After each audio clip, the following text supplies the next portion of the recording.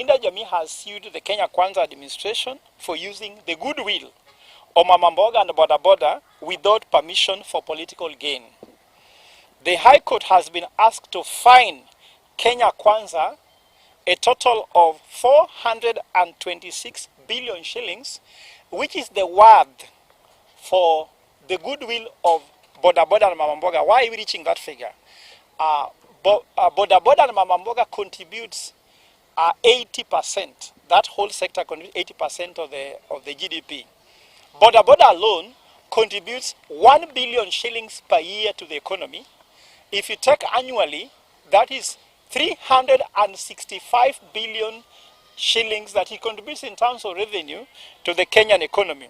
The court should declare that Kenya Kwanza administration, their employees and everybody else should not use the term Bodaboda and Mboga without permission until this case is heard and determined. Secondly, the court should declare that Kenya Kwanza administration should be able to compensate Bodaboda and Mboga a total of 426 billion shillings, which is the goodwill which they used to reach into power.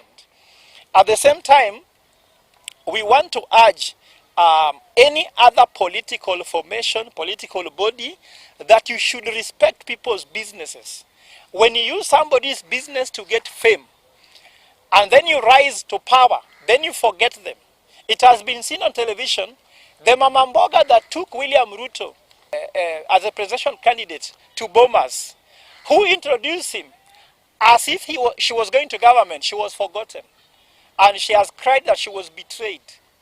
And that kind of betrayal is traumatized. So this trauma that people are going through, many people are quiet because they are feeling that the president is too strong. The president is threatening everybody with, I have a sword, I have this, I have that. But for us here, we don't want to focus on that. We want to focus on, can you just compensate these people for the goodwill?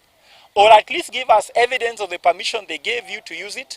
Anywhere the president talks, whether it's in the New Year message, he said he is sorting out Mboga and Bodaboda. Anywhere they give report about the state of the nation or the economy, it's always that Bodaboda and Mboga are benefiting. The question is, do you know any Bodaboda? Do you know any Mboga that has moved from being a Bodaboda and Mboga to be in government? If you know any, then the president is right. But if it's not the case, they need to compensate how he used them to get into fame and power.